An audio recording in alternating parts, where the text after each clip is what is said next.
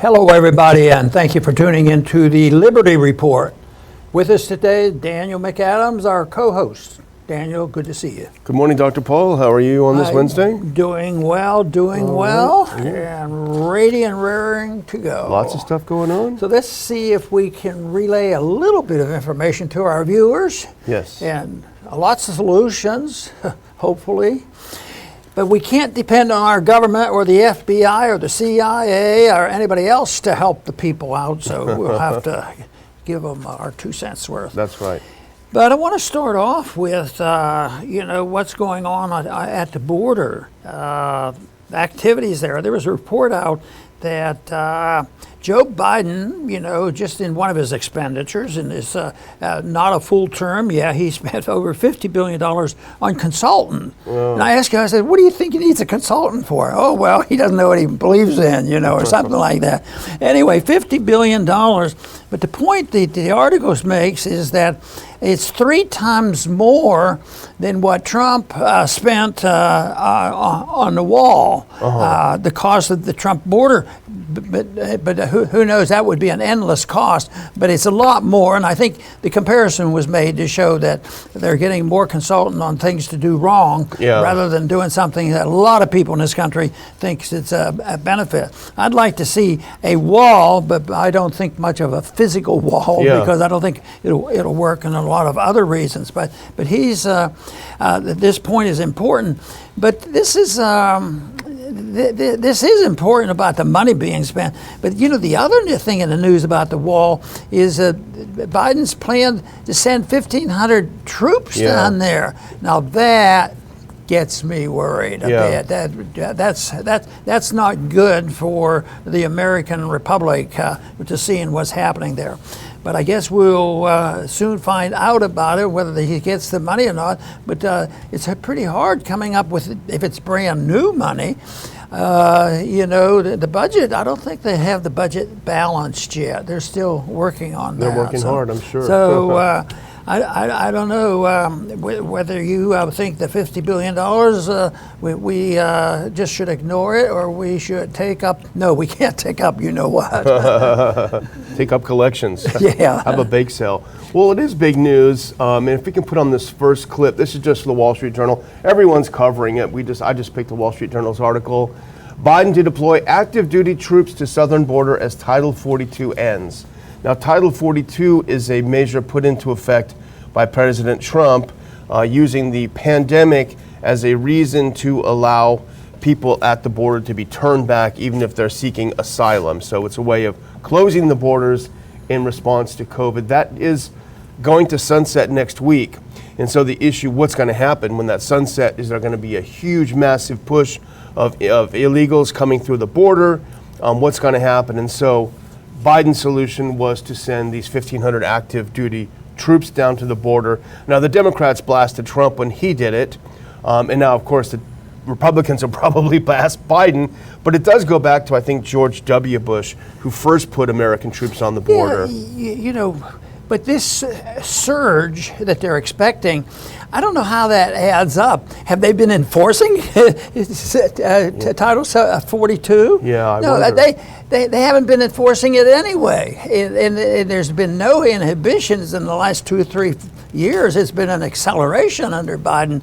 So I don't know who the new people will be that will surge into the country. It seems like it's unlimited, but it's still being used as an excuse to spend more money and send troops down there and this sort of thing. But I don't think it's going to. All it's going to do is cost more money, but not accomplish what has to be done. Yeah, it does look like it's optics for the most part. If we can put on that next clip from the Wall Street Journal article, and you brought this to my attention immediately, and that is that they're not going down there to prevent people from crossing the border illegally. This is the Defense Department sending additional 1,500 troops to the border temporarily for 3 months to augment Customs and Border Patrol missions there, according to a U.S. official. The 1,500 will fill areas of the mission that have gaps, including ground-based detection and monitoring, data entry, and warehouse support. And if you go to the next one, just to continue on that thought, Dr. Paul, military personnel aren't allowed to act as law enforcement on American soil. so they can't directly perform arrest of migrants. Instead, they will help with some of the administrative tasks, such as helping process migrants who ask for asylum to receive dates in an immigration court. In other words, as you put it to me, they're there to facilitate. Yeah, there you go. To facilitate. But you know, it's so absurd. But you can't get shocked. You can't be totally surprised. You can be more annoyed than ever. But it doesn't make a whole lot of sense. But I think that you know, the one thing I said one time in a debate, which annoyed a few people, was, you know, fences aren't the best symbol for a libertarian society. Yeah. I know you have to defend the homeland. You have a right to defend your own house. And I think of our homeland as something similar to our house, and that's the type of protection that we should have. But fences so often in our lifetime, they've been used to keep people, from leaving the country. And there's a little bit of that going on in this country now. The government pays close attention and would like, and I think a lot of this movement for even more financial control and cryptocurrency that government owns, all these things, is to watch out that people don't get disgusted and take their wealth with them. And the governments have an interest in trying to prevent that. But they prevent the military from being military. They're going to help more people come in. But you know what they deny even discussing is who should be more involved in it. And I think about we can't have a policeman in front of everybody's house. That'd be impossible. You can't make people perfectly safe. But some people take care of that themselves, and that's the Second Amendment. That people know, especially the more rural area you get, the more you know there's a gun on the other side of the door. So especially in Texas. Yeah, exactly. So there's a citizen approach, but now even, just think how much property is crossed, how many private properties, the ranches and things that are crossed, but they become the criminal if they try to prevent the trespassing. So that's not even entertained as a possibility. But I think at least they assume that if somebody comes up our driveway and they decide they want to come in, they just open up the door and walk in. Everybody knows that's trespassing. But as long as the government does in a national sense, you're no longer a home. The homeland feature has been changed, and a lot of people have argued this case. Once you have open immigration, you no longer have a homeland, and there's very little the government should be involved in. But one should be the protection of property, not the universal use of property by individuals. It's got collective ownership. That doesn't work. That's what we end up with now. Collectivism at the borders and all this crazy nonsense that's going on. And the one thing that might arouse the people, because I've seen it on some of the station, is the number of people who have committed vicious crimes, been in and out of arrest. They don't stay in prison, and then they end up murdering 10 people. And that's aggravating people. And remember, in the COVID thing, the one thing that people hated is if we could find an example of a person that was a super hawk on everybody wearing that mask, take your shots and all that, and they weren't following the rules themselves. That aggravated a lot of people. And this is aggravation too to people who think their homeland should be protected. Well, we'll see what happens. We've talked about the military missing its recruiting roles, and we were actually going to do an update on that today, but we put it off because there's other things I think more important. But they can't meet their goals. They're having problems filling it out. Yet they're going to go ahead and send 1,500 active duty members over there to basically do paperwork on the border, and maybe it's just so it looks good. You'll have some, CNN will show us some soldiers there. The Biden will be able to say there's not a single illegal coming over. I think his spokesperson said that. One other thing that I wanted to add on the immigration thing is I think there is a rule that is a very powerful rule that if you subsidize something, you get more of it.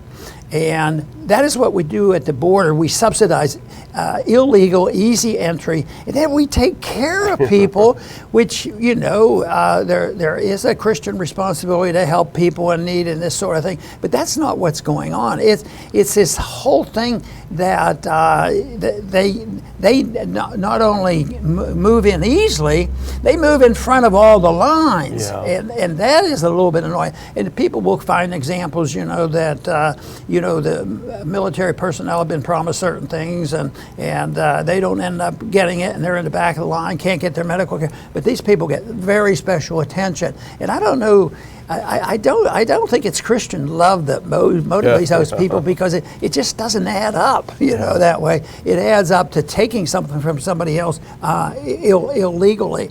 So we have to stop subsidizing illegal activity, and that's the old rule, is that you and I can't do anything by going into somebody's house and robbing. Why in the world do we allow our government to endlessly do that, take and steal and rob and regulate for the benefit of somebody else? That's where the deep flaw is. And they get their Democrat voting cards too, so don't forget that part. Well, the second thing we're going to look at today is big news, and it only happened a couple hours ago. And in fact, if we can cue up that video, actually, it's very short. It's only 9 seconds long, but this will tell you exactly what we're talking about. If we can full screen that and watch this happening. This is pretty dramatic stuff.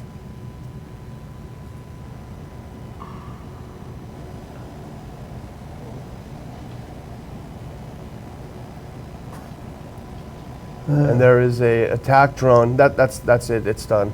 There's an attack drone. There were two of them reportedly that flew over the Kremlin near Putin's quarters, where he, I guess, normally sleeps. He wasn't there, I guess, at the time. And they were blown up before they were able to do much damage. This is the first time, I believe, since 1942 that any bomb hit anywhere near in the Kremlin. I think that was the Nazis that did a Hail Mary pass and hit something in the Kremlin back then. So it's symbolically very important. The Ukrainians say, don't look at us, we didn't do it, we had nothing to do with it, there's nothing to see here. And we don't know if they're right or wrong. We don't know who was behind it. It certainly could be Ukraine. What would be the advantage? Well, they could show, look, you are more vulnerable than you think. And, we can hit you where you sleep. That's a big deal. Why might the Russians do it? Well, they don't have lagging support for the war, but nevertheless, if you want to get the people really worked up, it could be that. Could be anything. Could be, the U.S. Secret Services somewhere, covert operation. We blew up the pipeline. I wouldn't put anything past the Biden administration to gin things up. Obviously the counteroffensive hasn't started. It's supposed to start. Blinken is screaming at Zelensky, get this thing started. Zelensky's military people are saying we don't have any weapons, we can't do it. So it's a mess. We don't know who did it, but it is, I think, a very, very significant event. Anybody who wants to continue the war and expand the war for their own selfish reasons, Iran might have a motivation to be involved too. And, the principle has been around for a long time, governments assassinating other officials. And the United States, believe it or not, have sometimes been involved in doing that. I was disgusted with what happened in the last administration when Soleimani was murdered. When he was, some argued he was sort of on a peace mission. He wasn't in a military uniform and all, and he was in Iraq when he was killed by the Americans. And then the foolishness of in the 60s when Diem was assassinated. Assassinations sound like solutions, but the motivation might be to do exactly what they do, aggravate. Because one thing that the evidence shows is killing, an individual usually inspires the supporters of that individual, and it really backfires on them. And that to me, I think, should make people calm down. But we shouldn't be involved. I mean, if you're a non-interventionist country, and we're not there aggravating things and participating or urging NATO to really take on Russia, that's a different story. So we have some moral responsibility for that. Yeah, and it is a real whodunit. I mean, there are cracks in relations between Washington and Kiev. There was a Politico piece, I think, that said that Kiev is no longer sharing its most, closely held intelligence with the U.S. because of the Pentagon leaks. It doesn't trust the U.S. to not, for whatever, if you believe the story, it doesn't trust the U.S. to keep these. We have pressure, as I said, from the Biden administration. This counteroffensive needs to happen now. You need to do it now. And they say we don't have the weapons for it. So there are cracks in this. We haven't seen Olaf Scholz, the German chancellor, for a long time. He seems to be in hiding. But one of the things he did come out of his closet and say is that we have made an ironclad rule that none of the weapons we give Ukraine can be used to hit targets inside Russia, because that would be an escalation, as you say, escalation, big escalation. But let's look, this is a Zero Hedge piece. There are plenty of other pieces written about it. Twitter is alight with these stories. But Russian MP says time to launch missile attack on Zelensky's residence after Putin targeted. And then one of the reasons, this is Vyacheslav Volodin. He's a chairman of Russia's lower house of parliament. So he's not just some backbencher. He's a guy who's in a leadership position. One of the reasons I put this up, Dr. Paul, and the next one, if you can go to that next one, is a very prominent Russian MP, Mikhail Sheremet, and he said it's time to launch a missile attack on Zelensky's residence. So these two MPs, very high ranking. One is from, I think, the president's party, and the other is from a different political party. One of the reasons I did put this up is for people who don't understand our regime change policy toward Putin. Taking Putin out does not necessarily mean you're going to have a cuddly leader come in, because in fact, whether you believe it or not, Putin is actually the moderate in Russian politics. The people who are in the parliament, by and large, whether they're communists, whether they're the Putin's own party, they're much more hawkish. They're furious with Putin, not because he started this war, but because they don't think he's prosecuting it as aggressively as they think. So this is just another example of how the people who are in the government are much more hawkish than Putin is. And behind the scenes, you also have the people who profit from a continuous war, and maybe that group was concerned that this war may die down. And maybe the orders won't come in, and there's emphasis, at least publicity, about us running out of money. How can we run out of money when we create it out of thin air? But anyway, it's a big argument, but it's used that for a political weapon. We're running out of money, and then they thought, if you don't do what we tell you, the Republicans will never send you a Social Security check again. They use that as the argument. Of course, my argument is both parties will send the checks. The checks just won't buy very much anymore. That's where the real problem is. Well, also in the U.S., we are seeing an administration that has bit off more than it could chew. They basically put their coffee in the microwave for 10 minutes and took a big gulp, right? This is the situation they're in. This started in 2014. Even Jens Stoltenberg, the NATO Secretary General, said this started in 2014. He was being uncharacteristically honest. But it started by the same people who are now involved in it, who are now prosecuting this. Blinken was heavily involved. Jake Sullivan was heavily involved. All of the other players, Celeste Wallander was very involved. So all of these people, all of these players were involved in 2014. They're involved now. They thought they were going to dethrone Putin. In reality, they've bitten off a terrible, terrible war that they're not doing well in. And if we can put on that next clip, because this is from the same article, and you would say, well, what might be some of the evidence that Ukraine might have tried to do this?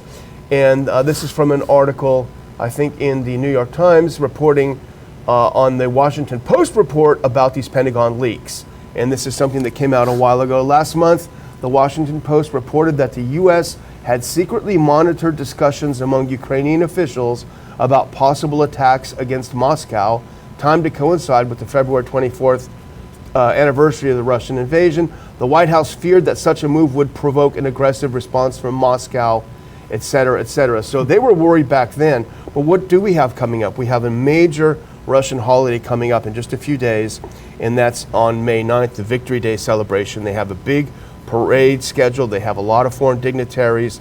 Disrupting that would be a huge, at least propaganda coup for Kiev. So if you put those two together, it does suggest that Ukraine may have been involved in this. Right. And even those who think they're in the planning mode, their plans are rarely worked out exactly as they think they should be worked out. They keep doing it, though, and it's the whole issue's been around a long time, and I think that it's likely that we'll talk about that issue again one day. Yeah, we'll keep an eye on it. Now, Ian Bremmer, he's an analyst. He's very mainstream.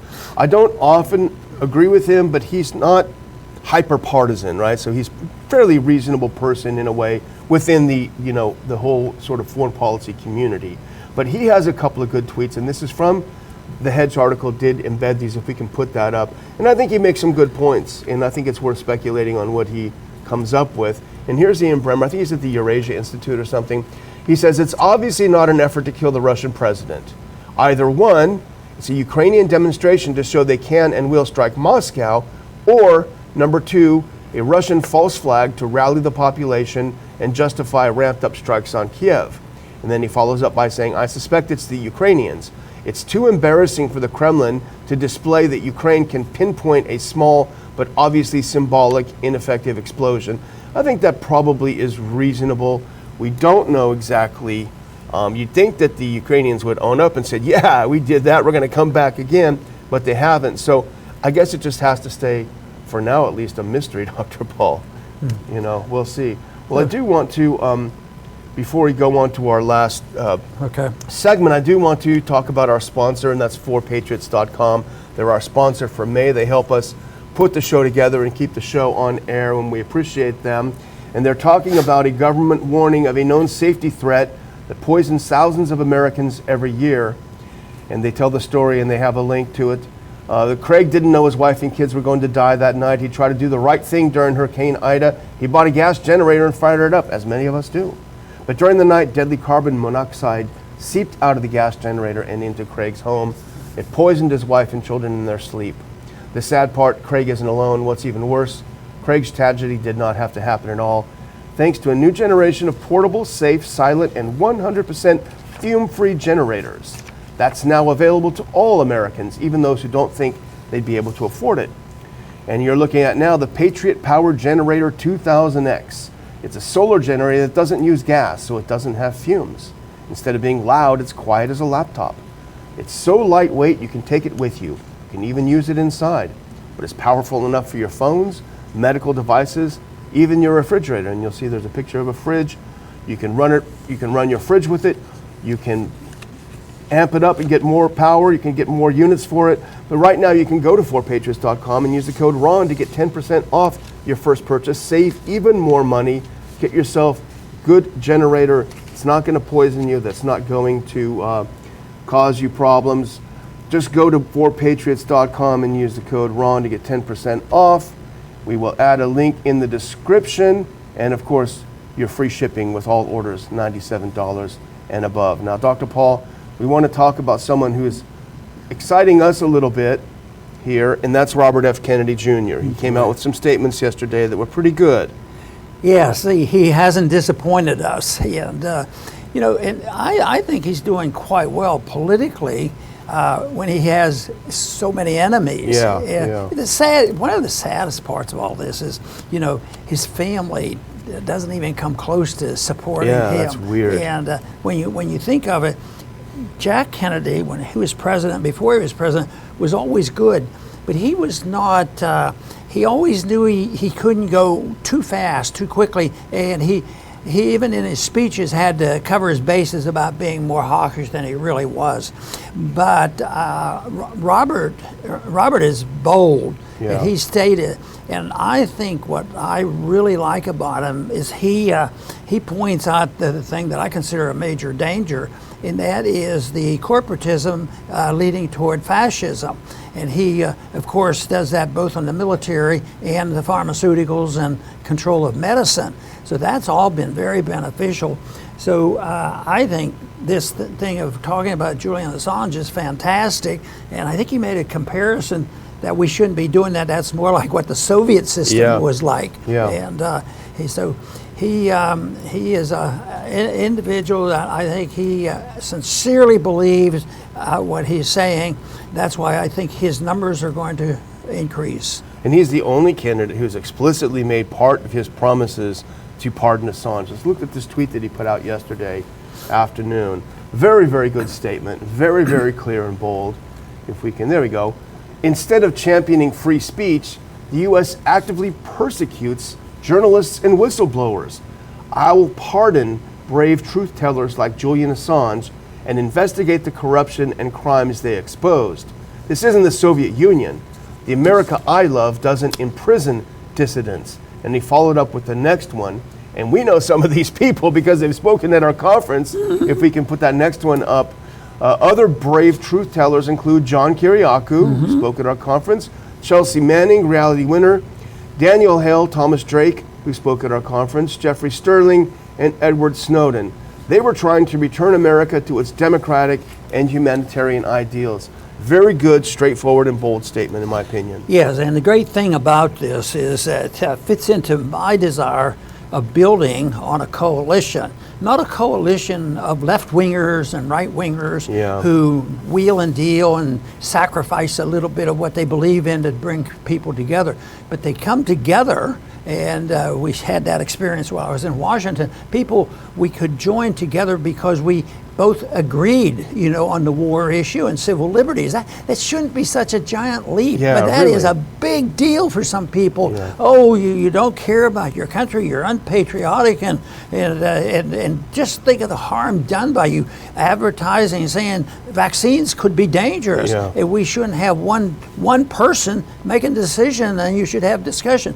All of that stuff is, I think, so important, but I think Robert understands this and the connection between corporatism and corporations and the benefits, that it is so dangerous, and I think we see it today. I think there was one comment in the news about the FBI participating once again with our government and undermining civil liberties. And yet at the next moment you'll hear on television, well, there was a problem. I think we need the FBI to investigate this. And I keep thinking, it sounds good and most people will listen to it, but it just sort of gives support to the people that actually think the FBI is on their side and that they will really investigate it. Well, is he a Biden supporter?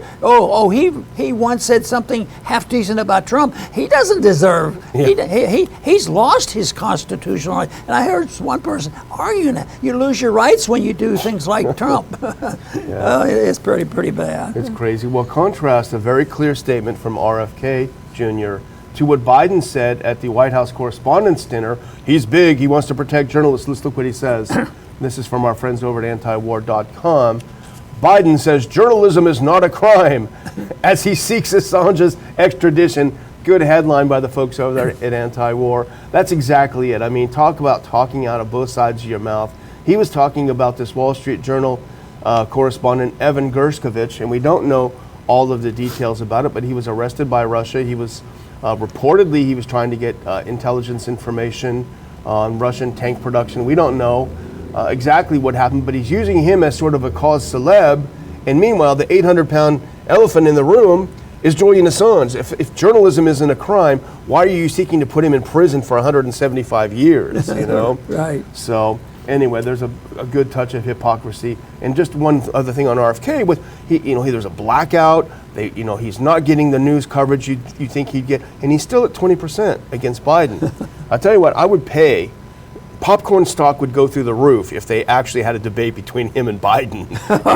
That would be something. No chance. There's no chance of that. Zero, unless they give Biden his happy pills. Anyway, I'm going to close out by thanking all of our viewers for watching the show today. You can help the Ron Paul Liberty Report without writing a check, although we would not mind if you wrote a check to help us out, but simply by hitting like, hitting subscribe, and type in a comment. Say something you thought that might have been interesting or something you disagreed with.